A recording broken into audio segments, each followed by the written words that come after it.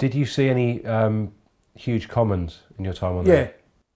Yeah, without a doubt, I caught, me and Alan had one of the big commons, which I think historically now was one later on.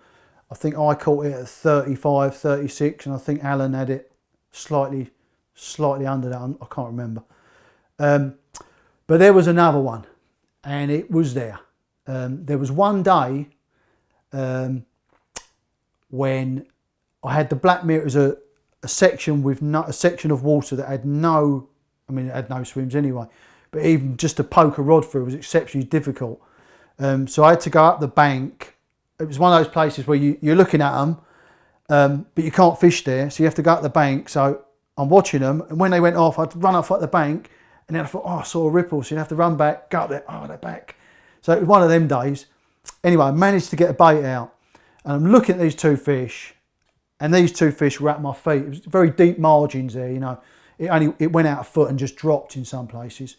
And they're feeding on the marginal shelf. Well, one of them was the Black Mirror, and I hadn't caught it at the time, so we're guesstimating at 45 pounds, you know, something like that. And there was a common with it, and the common was not quite as long, but it was as wide, and it looked like one of these commons where it was just shoulders, and it was a little head stuck on. Definitely, personally, definitely one of the red mar fish.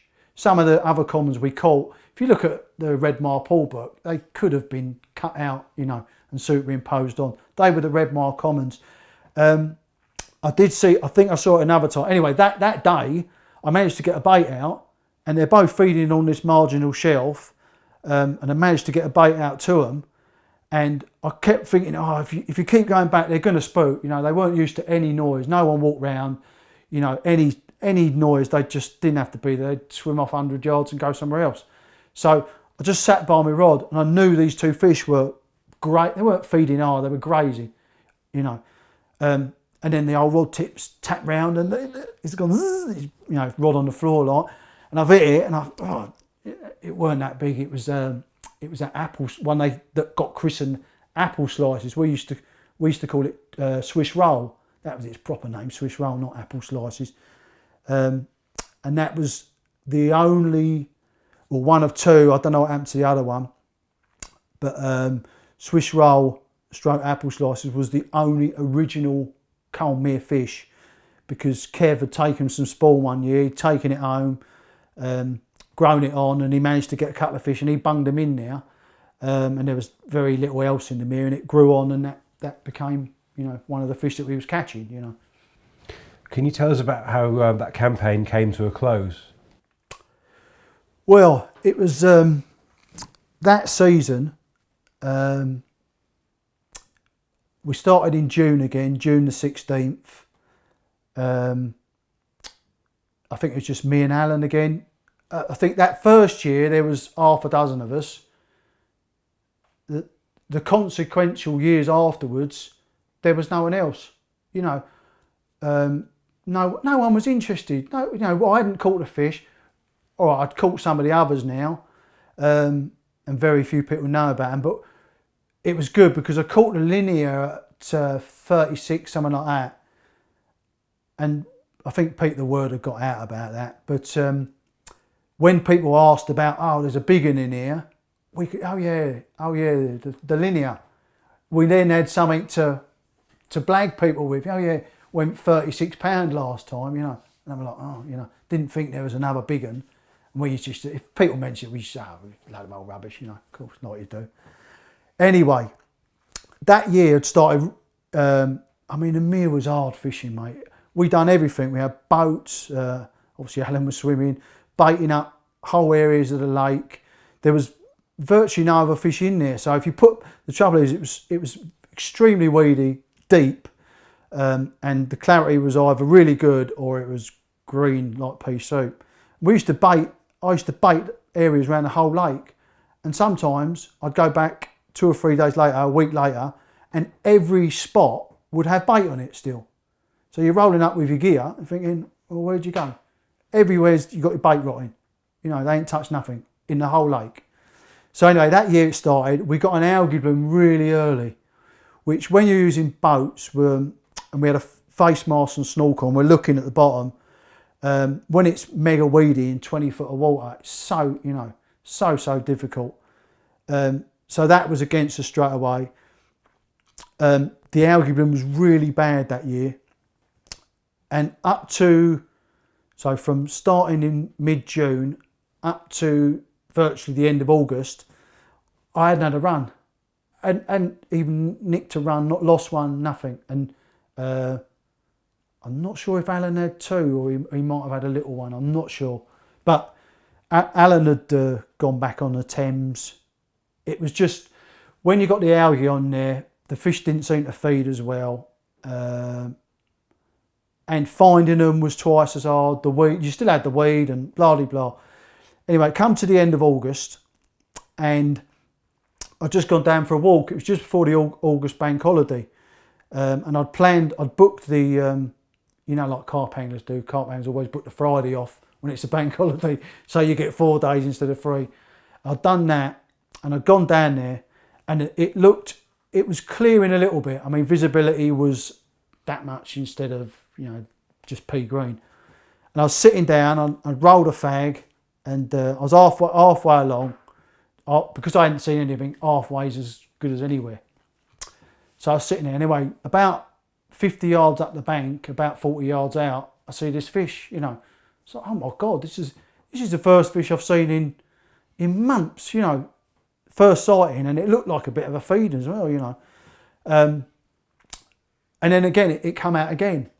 And anyway, there was I had swims on the mere, and so did Alan. And well, Alan had markers out in most swims, so if the fish were there, he could claim them. But anyway, Alan had concentrated on this swim. I think he'd had 1 or 2 out of it, but he'd given up for that summer anyway. So we were friends, and you do the decent. Well, you know, back then you did the decent thing. I went home and I said, "Look, Al, I'm going down. I haven't fished for a few weeks. Been down there. I forgot to mention that I'd seen this fish. I don't know what fish it was, just a carp." So I said, I want to go down there. I've just, you know, I'm middle for diddle. This particular swim was, if anywhere was going to be weed free, it was going to be this one, you know, as in regards of growing weed anyway. You know, you could cast to it and, you know, consequently a lot of the time the fish weren't in this swim because it had no weed. But anyway, and Alan said, yeah, don't worry about it. Get down there, mate. Have a good time. I'll speak to you soon. Don't catch the big one. No, of course I won't. See you later. You know, that was it. Anyway, got down there on the Friday morning, no rush. Never in a rush down there. I never caught a lot of the fish from the mere, but I never caught one on the first night. And I think the reason for that was because when you're using boats and it's heavily weeded, etc., you make so much disturbance. They want to be in that area, but especially on there, you know, you just spook them, like, you know. But obviously, if the weather held, etc., and they wanted to be in there, they come back in, and you could get opportunities the next day or whatever. So anyway, I weren't bothered about making any noise, etc., because first night was rubbish. Anyway, I got down there, and this whole swim, the wind was just blowing in lightly, but this whole swim was unfishable. The weed had floated in and literally just floated into the bank, and I couldn't even get my rods. You know, there's no way I could get my rods out. And I tried flicking out with a bit of a bank stick and all that. It was no good. So anyway, in the end, you've got to remember there's no one else there. You're not disturbing anyone else's fishing. I just stripped off and just got in the water and just kept walking the weed up the bank into this sort of tree area. And then because of the way the wind was coming in, it would blow the next line. And in the end, after about 4 or 5 hours, the swim was clear and I had a big pile of weed to my right. And I could fish. Anyway, I got the weather forecast for that weekend was absolutely, it's going to be all right setting up first day or two, and then it was typical bank holiday where it was going to be horrendous, you know, absolutely gale force winds and driving rain and all that, and the wind was going to be coming into me just slightly to my right, sort of southwesterly. So I knew exactly, you know. I think it was the next morning it got quite warm. Now on because the weed was all floating up, but on there, we always used to put the rod tips down as far as you could to hold your lines down. So when the Canadian drifted across, you had at least had a chance, because sometimes these weed beds would float up and they'd be the size of a bus, and they'd just come floating through your lines and they'd just drag everything. And then it used to take us 3 hours to get baits out anyway, so then you'd have to start again, blah, blah, blah. So the rods were right down, the reels were like this far from the water, rods like that. I was up, there was a step, the rods were down the bank, and the Black Mirror, I quite often used to see it with this little common. I mean, just jokingly, of course, I used to joke that the Black Mirror was a paedophile. It used to, I don't know if you can put that on there, but it was a joke. And it always just, and I mean little common, I'm talking about 7-8 pounder. And it quite often this little common would appear and the Black Mirror would appear, Anyway, I'm looking down, I'm standing up on this high bank, just wandering up and down, I ain't seen nothing. The sun's out and there's only a little bit of chop at the moment. And I look down and I see this little common actually swimming over the top of my butt rings, I thought, oh my God, and I sort of froze.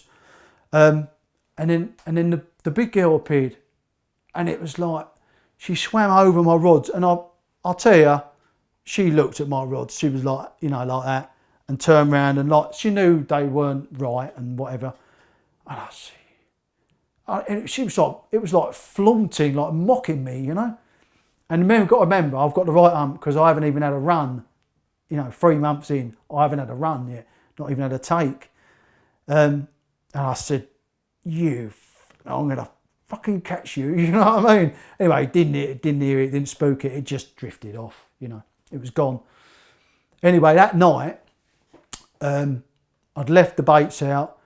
Because everything was so hard to get your baits out, if you had them in position and nothing had happened, there was no roach or tench or bream or anything like that. So if they're in position, there was no real point to make a load of disturbance to get them out there again. So I think the baits had been out for about 30 hours, something like that. And that night, I looked up at the sky and the clouds were whipping across the sky. It wasn't windy at the time, but they were moving really fast. And I remember thinking to myself, we've got some weather coming in here. That's normally, if you ever see that, it's coming behind it. So went to bed that night, just under the old wave lock umbrella that we used to use in the supermarket brolly, bed chair and whatever. Anyway, woke up in the morning and the rain was clattering on the brolly, crashing down. It's about 4 or 5 o'clock in the morning.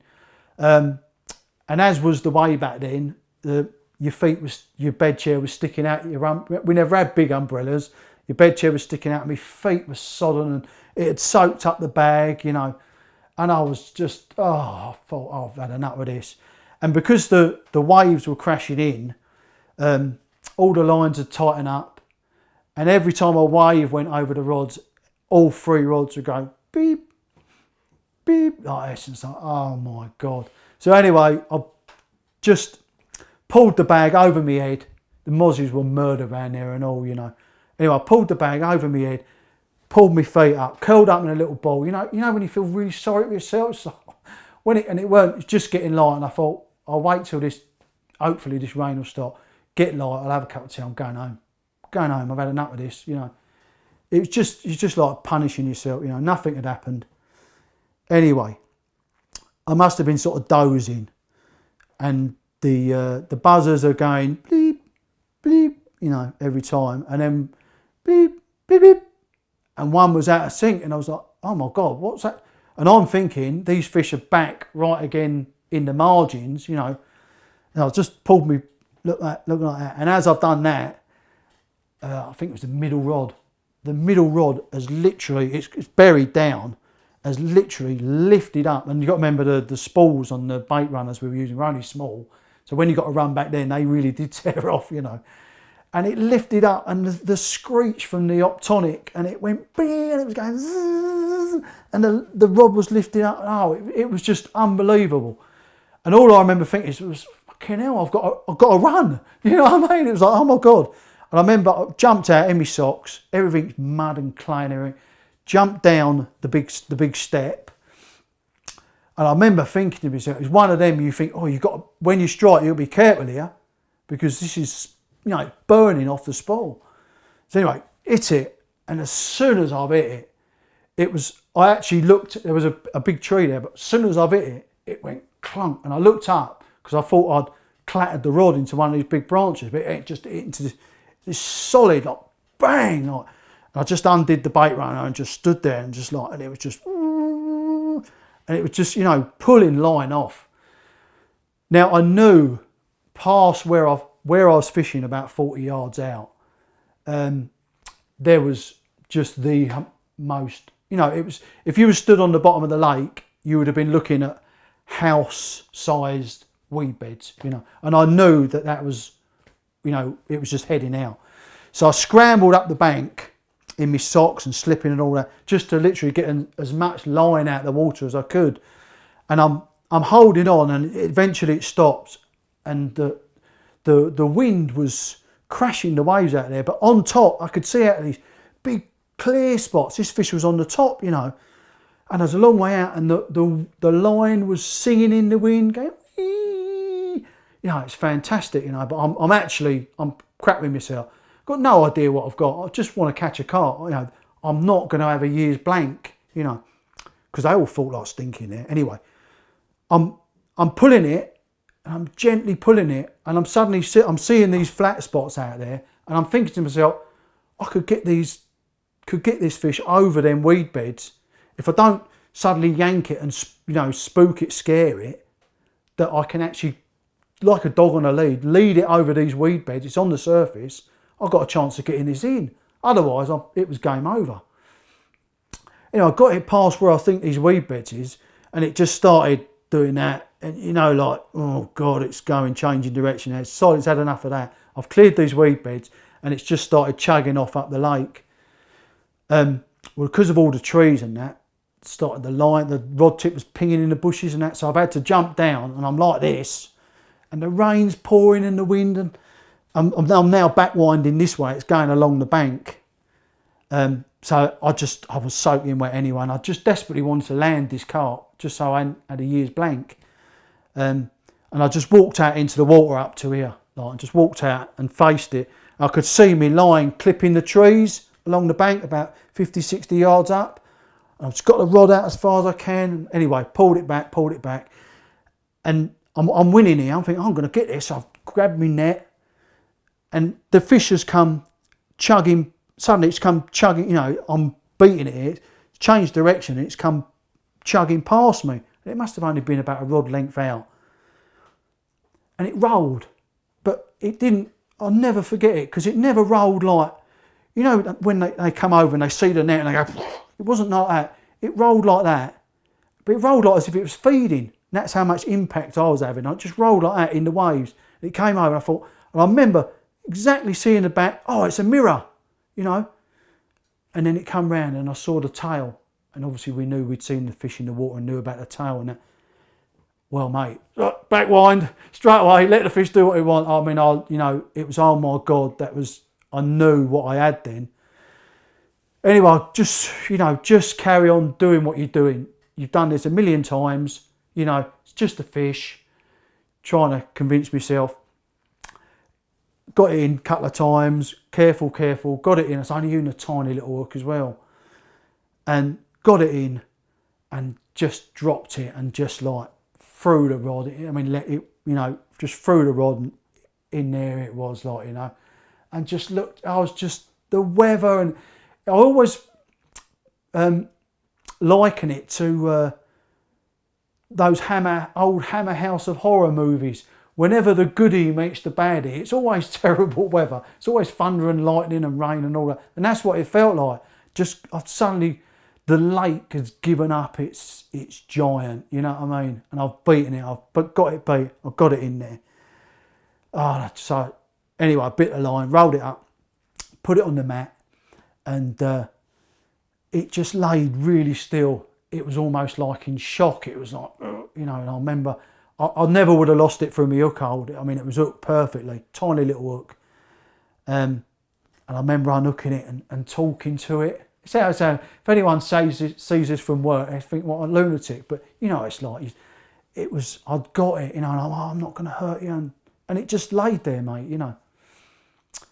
Anyway, banged it up on me new Reuben Heaton scales that had come out that year, and it just went donk, you know, and it was like, oh my God, 46 pounds 4 ounces. I think, oh, yeah, it's just unbelievable. It's like, oh my God, and then do it again, and donk.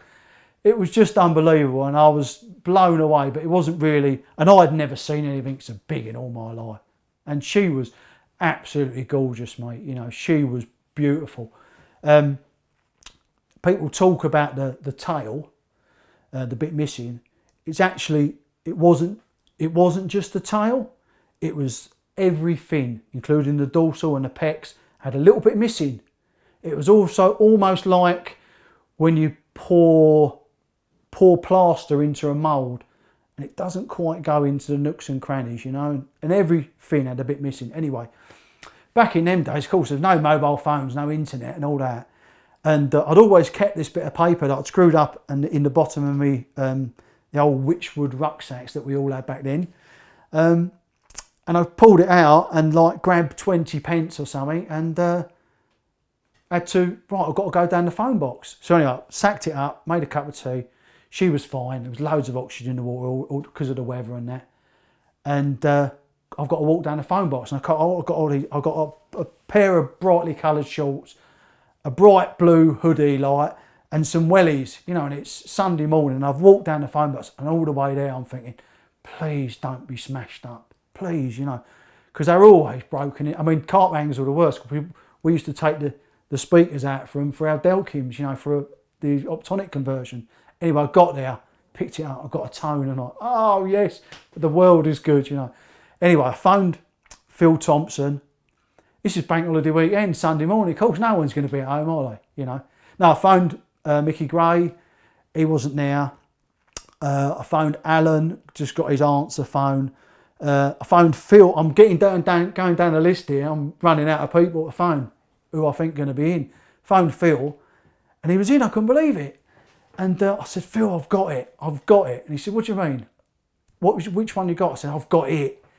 And he went, how big is it? And I went, just get down there, mate. Like, you know. And I was desperate to get back to the lake. Very rarely got anyone walking around there, but there might have been a few parties. And I got this fish in a sack. And you always heard the stories of getting it. I'd done about 100 knots. But you never know. You just want to get back.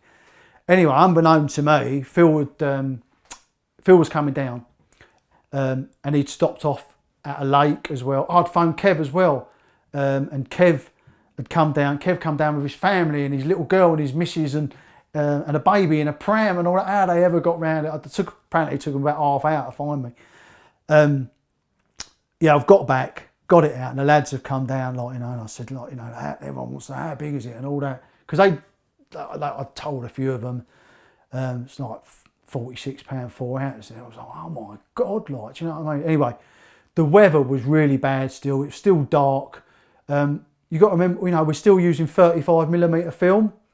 And obviously that was terrible in poor light as well, really bad, you know. But anyway, there was an army of, you know, there was 3 or 4 cameras, and Phil had brought down, I think it was called his Sony Handycam, and it was like this big, and the actual VHS cassette dropped into the machine, and it was like this big. But he said, oh, I ain't got much battery. But I said, anyway. So anyway, we got it out, and yeah, we videoed it, and Kev come down, and Kev said to me, oh, can I have my photo with it? I said, oh, of course you can, mate, like, you know. We didn't have it out for very long. Took all the pictures, and yeah, got a bit of video of the capture as well, or of the, you know, not weighing it, of photographing it and putting it back and all that. And yeah, then just plopped her back, and she was gone, mate. I then went on that year to catch the linear again and a couple of others, and ended up having a really good year, you know. But in a way, whilst we'd seen the common now and again, it was the big mirror we went on to catch. It was nice, but it sort of broke the myth for me. Suddenly, there was no uncaught monsters. Suddenly, everything was catchable. So I did go on for another season again. In fact, the next year, obviously, word I publicised it. Now the reason being for this, it's not, people say, back then, oh, you publicised it. And what happened was, our little group of friends, some of them knew about it and some of them didn't. Now, we'd all go down the pub together, or we'd meet up on the lakes or wherever we were fishing. And of course, everyone wants to talk about it. But there was a bit like, oh no, don't talk about it because so-and-so don't know, or don't talk about it because he don't know, And it actually people then heard about it because everyone's got one person they want to tell. It then got back, it's like, oh, why didn't you tell me about it? I was losing friends over it, you know what I mean? Which is not, it's not what I wanted, of course. It's never the intention, that's why you didn't tell them. That wasn't the intention. But anyway, word slowly got out. I'd met up with Pete Springate on Raysbury, and he'd heard about it. And I spoke to him and I said, what do you think I should do? He said, just tell everyone. He said, if you're going to lose friends over and it's bothering you, just tell everyone. So I caught it at the end of August. I didn't publicise it until I think it was March or something like that. The next year, it was in Carp World for the Cobra Carp Cup that Pete Springate had won the year before. So it seemed quite fitting, an uncaught monster, blah, blah, blah, and then everyone knew about it, and that was that. Well, the next year, me and Alan are fishing there on June the 16th, and we're like waiting for the mass horde to appear. Now, we had permission to fish it. A couple of years we did, a couple of years we didn't. That year we did. And people knew. The people who were going to fish it back then, they knew us. And like, there was one guy who took no notice and was just, carp at all costs, But anyway, no one turned up, mate. You can believe that. The next year, people know where the fish has come from now. There wasn't the internet and there wasn't all that. So, but the word had got out amongst the people who know. No one turned up, mate. And again, I caught quite a few fish that year, and it was mostly recaptures apart from some of the £20 commons. But that year I could then catch them. And for me, when I'm fishing a place, once I know how to do it, is when I don't really want to do it anymore, sort of thing, So anyway, I moved on to pastures new. Alan still fished it, and that's when everyone else turned up. And I think it was 5 years later when Terry caught it, as far as I'm aware, something like that anyway.